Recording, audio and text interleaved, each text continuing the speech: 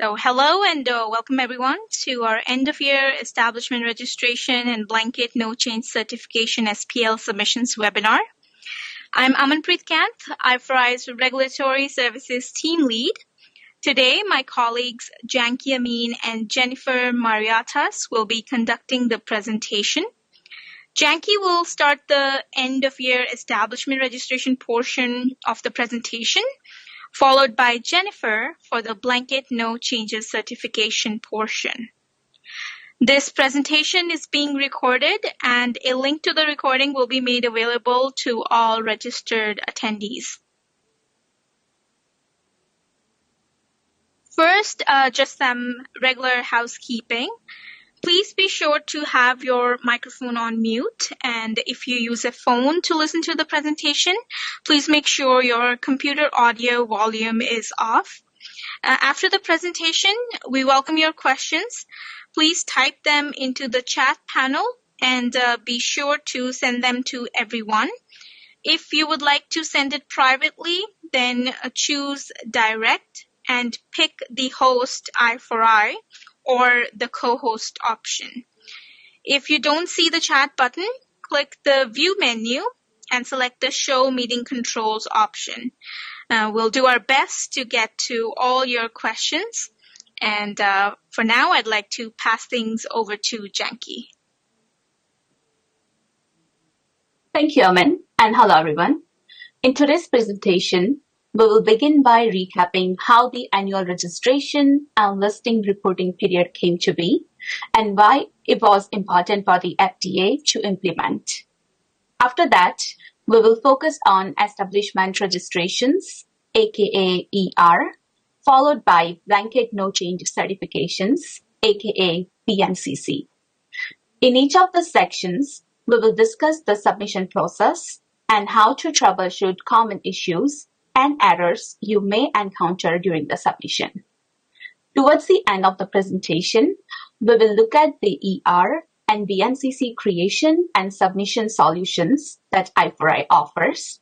And finally, we will answer any questions you may have from the webinar today in our Q&A session. So, let's begin.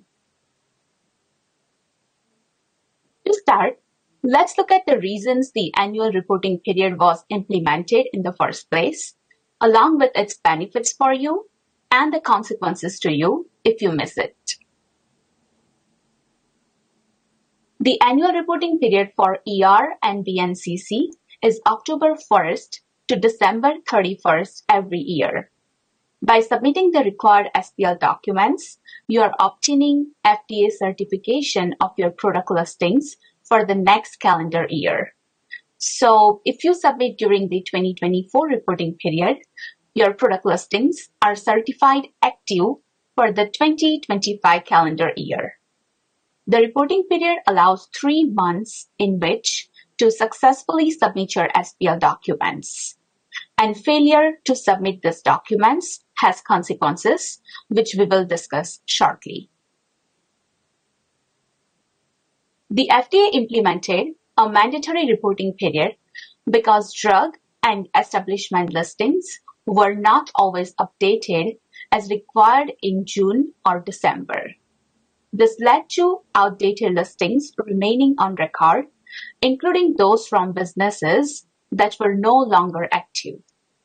The result was that the FDA treated all listings as current. And this was not only more difficult for the FDA to manage, but it also meant that downstream users like researchers, healthcare providers, and patients were receiving potentially inaccurate information too. To address this, the FDA made reporting a regular and ongoing process. In 2016, new legislation was implemented which updated Title 21 of the Code of Federal Regulations. 2 sections stand out. First, Section 207.57b2 mandates that a blanket no change certification for drug listing submission is now required annually. Second, Section 207.61 makes electronic submissions of establishment registrations mandatory. So paper submissions are no longer acceptable and haven't been accepted since this section came into effect. With these two rules, the FDA can ensure that companies keep their establishment registrations up to date. If they are not kept up to date, that will negatively affect the drug listing. Additionally, requiring a BNCC reduces the overall number of accumulated listings, as those that are not certified as active annually will be made inactive. The FDA's new system offers several benefits, reducing non-active listings and streamlining electronic data collection. Firms can submit a single BNCC certification for all valid and unchanged product listings. This BNCC submission eliminates the need for individual updates. Annual reviews keep establishment data current by ensuring the drug registration and listing database is accurate. Failure to certify results in immediate consequences such as product and establishment expirations start January 1st following the reporting period, and listings are marked as expired and inactive. Additionally, if an establishment is unregistered, that also renders its product listing SPL misbranded. Now let's move the discussion to focus on establishment registration submissions during the reporting period. So who must submit an establishment registration? If you are a firm whose US operations include the manufacturing, preparing, propagation, compounding, or processing of drugs, then you must submit an ER submission annually during the year-end reporting period. This is also true if you are a firm foreign to the United States and your products are offered for import into the United States. An additional consideration for foreign establishments is they must identify a US agent and importers at the time of registration. Please note that not certifying an establishment will cause drug listings that contain the uncertified establishment to be made inactive in the FDA's listing databases. And more information can be found in Section 510 of the Federal Food, Drug, and Cosmetic Act, the FD&C Act. A link to the Act will be provided in the description of the YouTube recording of this webinar when it is posted. Some firms are exempt from ER submissions, including pharmacies, hospitals, and clinics that follow local laws, dispense drugs with valid prescriptions, and do not manufacture or alter drugs outside of standard pharmacy practice. Licensed practitioners are also exempt if they handle drugs solely for their professional practice. Manufacturers, repackers, and salvagers are also exempt if their work is strictly for research, teaching, or analysis, not for sale. Further exemptions exist for manufacturers, repackers, and relabelers of harmless inactive ingredients such as excipients, colorings, flavorings, emulsifiers, lubricants, preservatives, or solvents that become components of drugs. Exemptions are also in place for carriers when they are holding or delivering drugs in the usual course of their business. And finally, storage facilities that do not perform any manufacturing function are also exempted. ERs differ from BNCC in that they should be submitted during the year under specific circumstances. However, ERs are similar to BNCC in that they must be renewed annually. I4I can assist with this through A4L or SPL Direct, which we will cover later. Domestic establishments must register within 5 days of starting drug-related activities, and foreign establishments must register before importing a drug into the United States. If there is a change, a new ER must be submitted within 30 days. The sooner, the better in case there are issues during the submission. And all registered establishments must also submit an ER annually, even if no changes occurred. If there are no changes to your existing establishment or contact information, then create a No Changes Notification SPL document.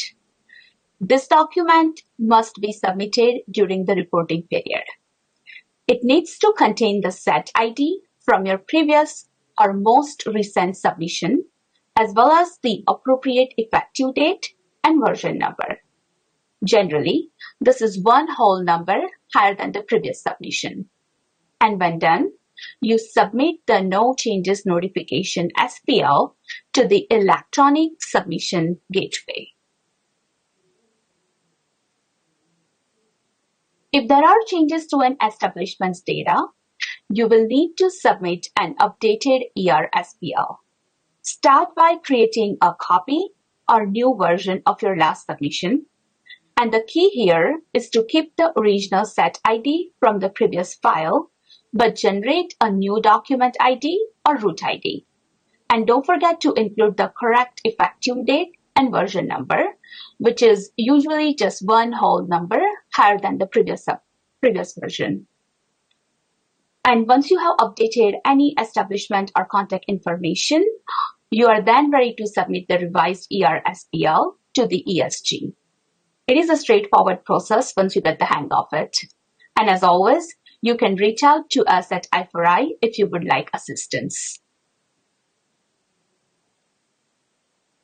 If you wish to deregister an establishment or notify the FDA of a firm which is no longer manufacturing drug products for commercial distribution in the US, you need to submit an establishment deregistration or establishment out of business SPL.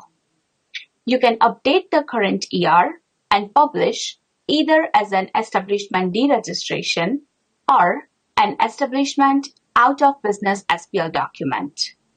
These documents can also be created year-round, but should be submitted as soon as possible or at least within 30 days of the change. In this file, you need to retain the original set ID with the value from your previous submission and make sure the appropriate effective date and version number are included. Generally, this is one whole number higher than the previous submission. And then submit the establishment deregistration SPL or establishment out of business SPL to the FDA via the ESG. You can check the status of your registration by going to the Drug Establishment Current Registration site, DECRS website. Once your submission is successful, your firm's name and information should appear in DECRS within 24 business hours. It will have an expiration date of December 31st of the next calendar year. And there is a separate website which lists all of the 503B human drug compounding outsourcing facilities and another which lists all of the wholesale distributors and third-party logistics providers. Links to both of these sites will be provided in the description area when the recording of this webinar is posted on YouTube.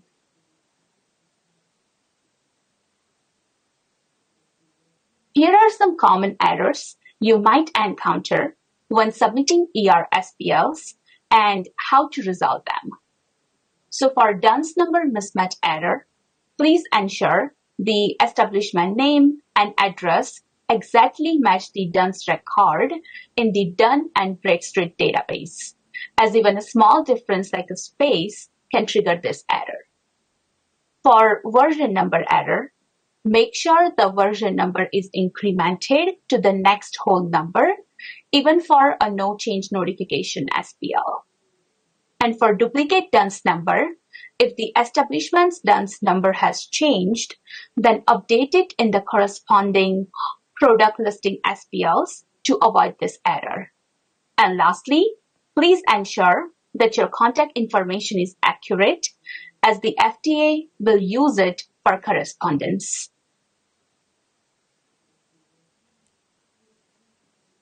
Now I'm going to pass things over to my colleague Jennifer to look at the blanket no change certification submissions. And while we switch presenters, I want to remind everyone that if you have any questions at any point, you can post them in the chat panel. Thank you, Jenki. So I'm just going to touch on the blanket no changes certification.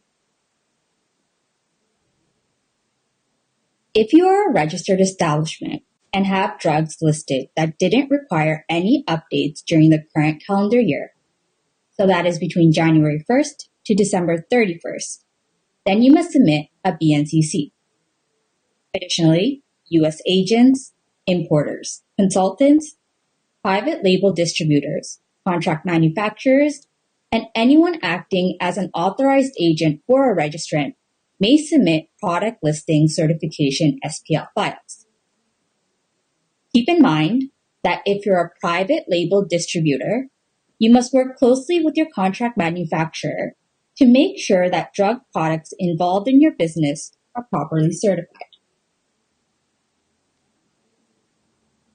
As mentioned before, any current drug listing file that hasn't been submitted or updated during the current calendar year must be certified through the BNCC SPL.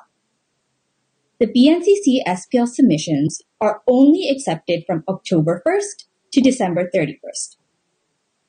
Outside this window, individual product listing SPLs must be used to update a listing throughout the year. If the product listing isn't renewed over the course of the year or isn't certified in the BNCC during October to December, it will be considered expired on January 1st of the following year. All expired listings will be removed from the publication in the NDC Directory. So what's exactly certified under the BNCC submissions? All currently active human listings that haven't been updated within the current calendar year must be certified in the BNCC submissions. This certification allows these listings to remain active in the next consecutive year. Examples include bulk and API listings, prescriptions, and private label distributors, and contractor listings. It's important to understand that once you certify your product listing in the BNCC SPL, you're giving the message to the FDA that the data in all of these listings have been carefully reviewed and is considered accurate. This includes packaging presentation, controlled substance schedules, and other data is up to date. Please note that a new BNCC SPL should be created every year, and this new BNCC will need a new set ID.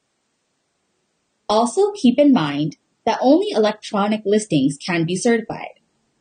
This shouldn't be a problem at this point because no one should have any paper listings. And what's not included in the BNCC submissions? Technically, any product listing that has been updated and submitted during the course of the year is not included in the BNCC SPL. However, if one of these listings is accidentally included in the BNCC SPL, it won't cause any issues. A product listing with a data deficiency cannot be certified in the BNCC SPL. The deficiency has to be corrected, and you must submit the corrected listing to the FDA separately.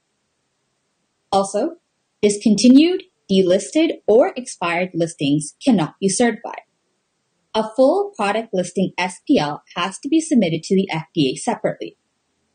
In addition, when the product has a compliance case pending, it cannot be certified. And lastly, products under the category of unapproved drug for use in drug shortage do not get certified in the BNCC. The companies who market veterinary products should certify their products. However, these products have a separate certification process through the Center of Veterinary Medicine.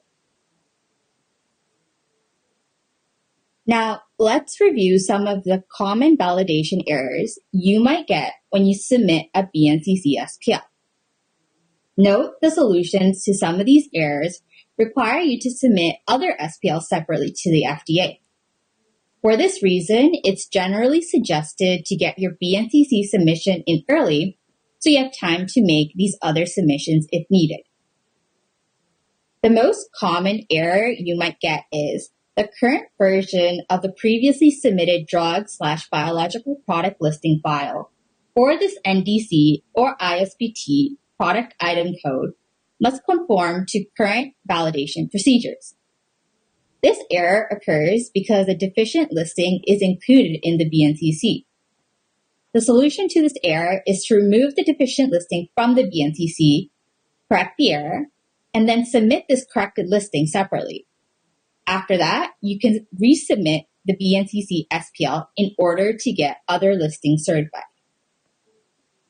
You might also get the error, all establishments associated with the product item code via its listing file must have been registered in the current or previous calendar year. This error indicates that your BNCC has a listing with an establishment that hasn't been registered with the FDA in the previous or current calendar year. To correct this, register the establishment using an Establishment Registration SPL. After that, the BNCC can be resubmitted. You can check the Drug Establishment Current Registration site to ensure that the establishment is actually registered with the FDA. Another establishment-related error is the establishment ID must match an establishment with same ID submitted in documents of type Establishment Registration in the same or previous calendar year. This error indicates that your BNCC has a listing with an establishment that has an incorrect DUNS number. In this case, you need to remove the listing from the BNCC, correct the establishment DUNS number in the listing, and submit it to the FDA. After that, the BNCC SPL can be resubmitted. Our final common validation error is each product item code, NDC or ISBT, mentioned in this blanket no changes certification for product listing file must have been previously submitted in as drug/biological product listing file with the marketing status of active. This error occurs when a listing in your BNCC hasn't been submitted and isn't currently registered with the FDA.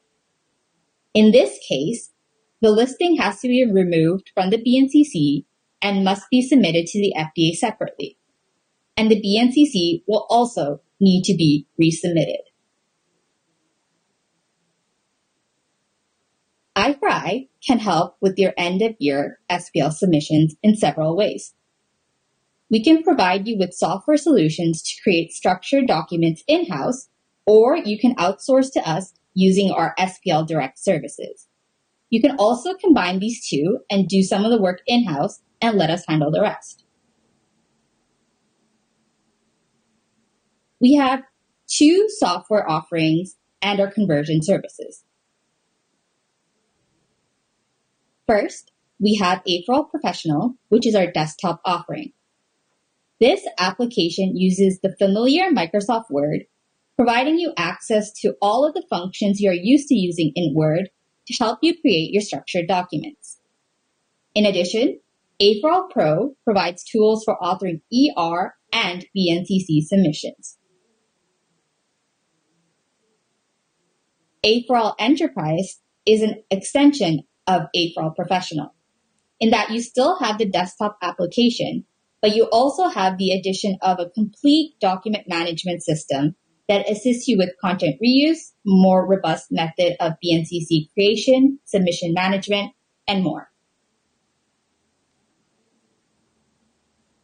Finally, we also have our SPL direct services, allowing you to outsource everything from the creation to the submission and approval of your SPL documents. You send us your data via safe and secure sources provided by us, or we can use your internal secure system. This data is then stored within our secure internal network on protected machines. Our team of regulatory specialists will author and validate your SPL using our A4L software. After publishing the SPL, it's sent to you for review and approval. Finally, the SPL is submitted to the FDA either through our service or independent of it. And regardless of which submission protocol is followed, we provide complete assistance with any errors you may receive at the ESG, along with the manual override communications with the FDA if needed, until the SPL is successfully accepted by the FDA. Okay, so we are now ready to move on to the Q&A portion of our session. If you haven't already sent in your questions, then please feel free to do so now using the WebEx chat panel. You can either select the Everyone tab and write a message and click send, or you can select the Direct tab and pick the host I4I or the co-host option, and then send us a direct question privately. Also, if you are watching the recording of this presentation and you want to send us a question, please contact our I4I support team at support@i4i.com. So we'll just wait for a couple more minutes and see if we get any questions.